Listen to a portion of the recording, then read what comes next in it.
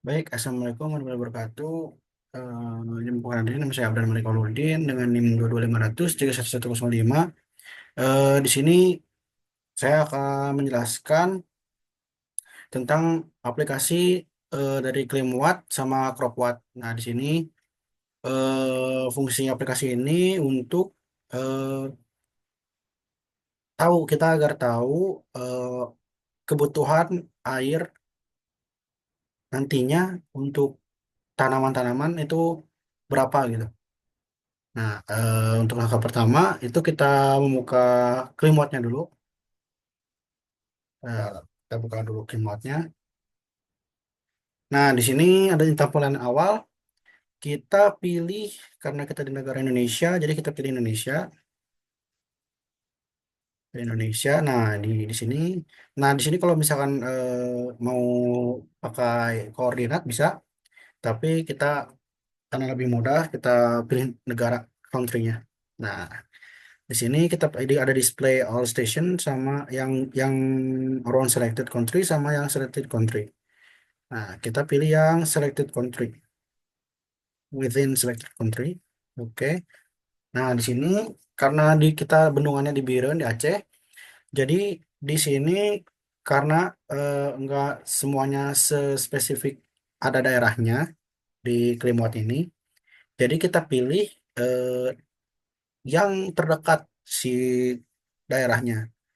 Karena kita di Aceh di sini kita pilih yang Sabang karena lebih dekat ke Aceh. Karena di Aceh juga Sabang yang Cut Bau. Nah, setelah itu kita ke export selected station. Nah, setelah itu kita ganti namanya jadi Sabang Cut Bau. Oke, terus kita save di program file. Bebas ini tinggal bisa di save di mana aja. Oke, kita ekspor. Oke, karena sudah diekspor, oke, kita close dulu. Nah, selanjutnya data yang tadi yang ada di ClaimWatt kita ke CropWatt kan. Kita buka CropWatt-nya. Nah, sini tampilan awalnya buat di CropWatt. Nah, CropWatt ini untuk menganalisis evapotranspirasi, jadi seperti kebutuhan air di masa tanam seperti itu. Oke, langsung kita lanjut ke file. Kita ke setting dulu. Setting, kita ke option.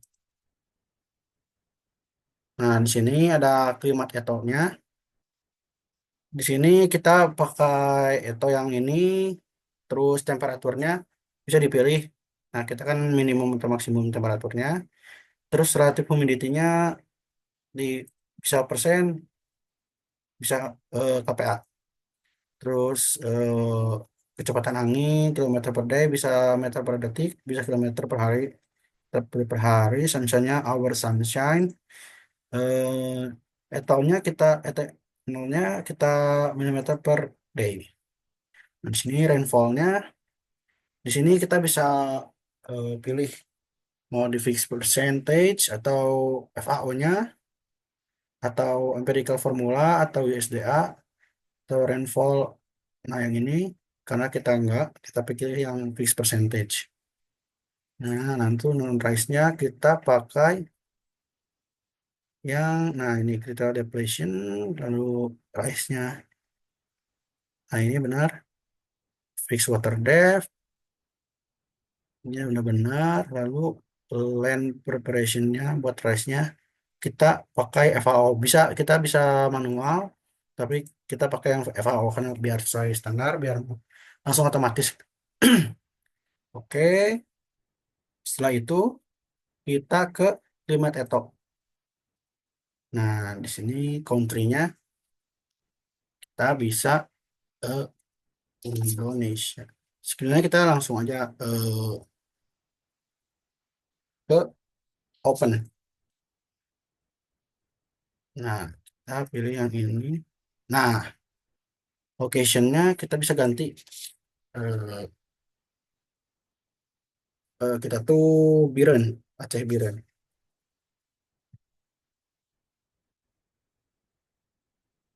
Tuh. Atau Indonesia bisa Indonesia. Nah, datanya sudah langsung masuk tadi karena kita yang dari Klimwat itu kita sudah ada mendapatkan datanya gitu. Terus sudah setelah ini kita karena datanya sudah masuk dari data yang terdekat daerah yang terdekat tadi di Klimwat karena kita mengambil yang Sabang. Jadi yang dekat dengan Aceh seperti itu kita masukin ke kelompok yang tadi.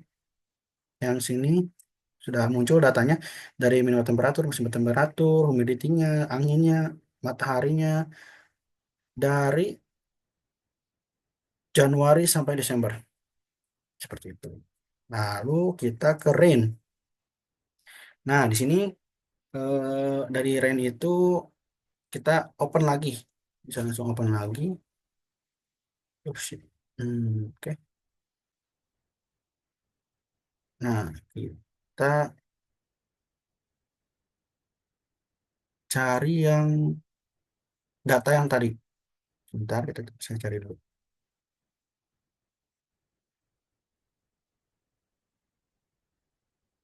Nah, Sabang Cut Bau yang klik karena nah, nope.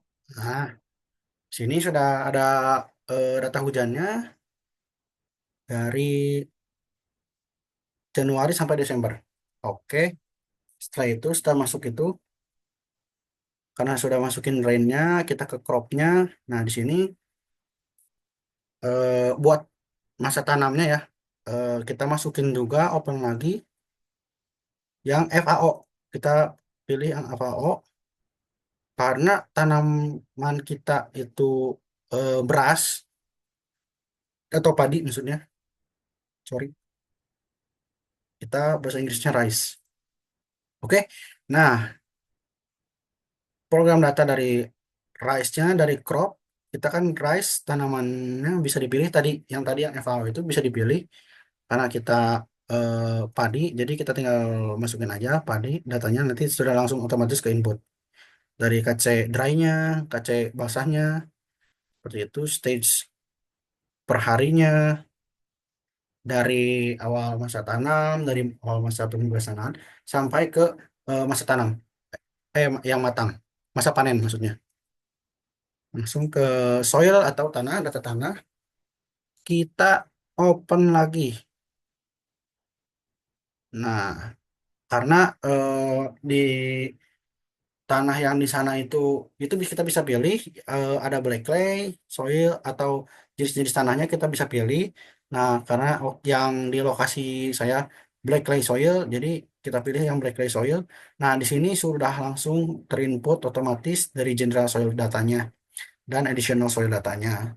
Dari total available soil moisture-nya, maximum rain infiltrasinya, maksimum rooting depth-nya, itu semuanya sudah terisi otomatis. Oke, lalu kita ke CWR. CWR yang tadi sudah datanya, promoter requirement-nya sudah, schedule-nya sudah ada buat si jadwalnya, jadwal tanam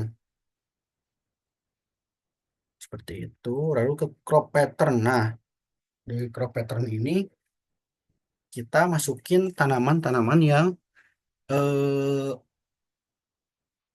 jadi kita membagi beberapa lahan seperti itu karena kita akan menanam padi dan palawija. Jadi kita akan masukin lagi seperti tadi yang di FAO itu. Kita cari rice lagi, open, kita cari rice lagi juga.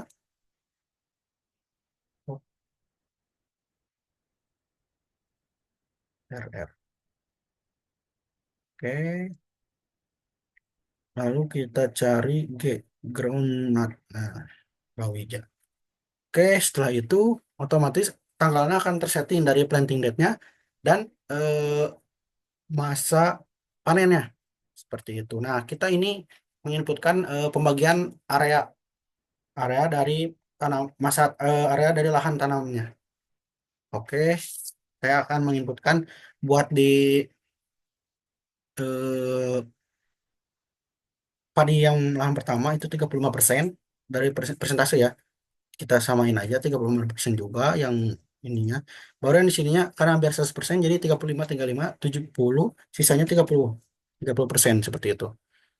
Oke, setelah itu karena eh, tidak mungkin ininya dibarengin, jadi kita dimajuin sekitar 10 hari karena buat pembebasan lahan dulu. Seperti itu. Nah, ini kan yang pertama itu 2 Mei, terus 29 Agustus, kita 8 itu sekitar jadi bulan 9 tanggal 8.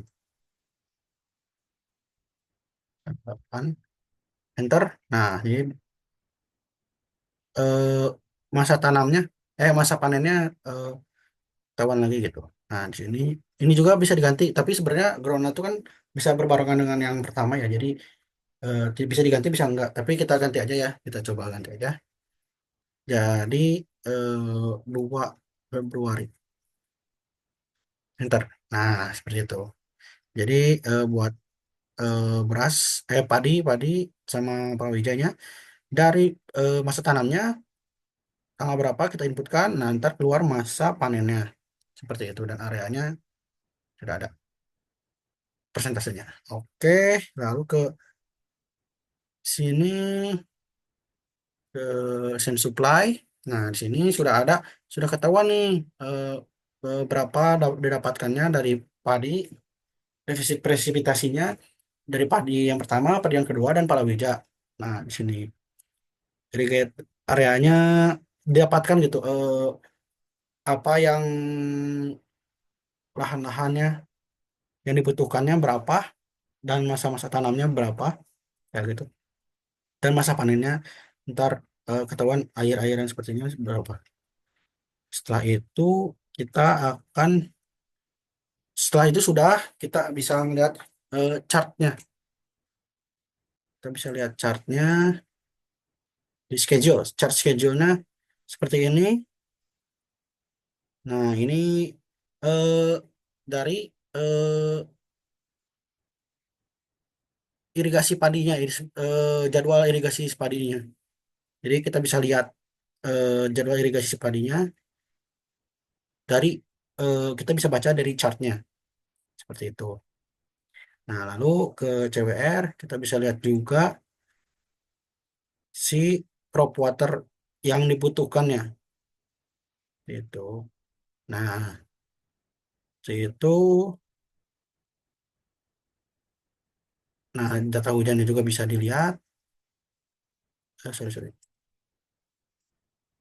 Nah, data hujan juga bisa dilihat. Jadi seperti itu. Nah, dari klimatetonnya juga bisa dilihat kita seperti itu. Oke. Nanti data Cropot ini dan Klimot yang tadi dikerjakan itu kita bisa membuat untuk pembangunan desain bendungan seperti itu. Nah, ini tuh dipakai buat mengetahui berapa kebutuhan air gitu, berapa kebutuhan air yang ada di masyarakat biar disalurkan dari sistem bendungan itu agar seimbang seperti itu. Ini cukup sekian yang bisa saya sampaikan. Kurang lebihnya mohon dimaafkan. Wabillahi taufiq wal hidayah. Wassalamualaikum warahmatullahi wabarakatuh.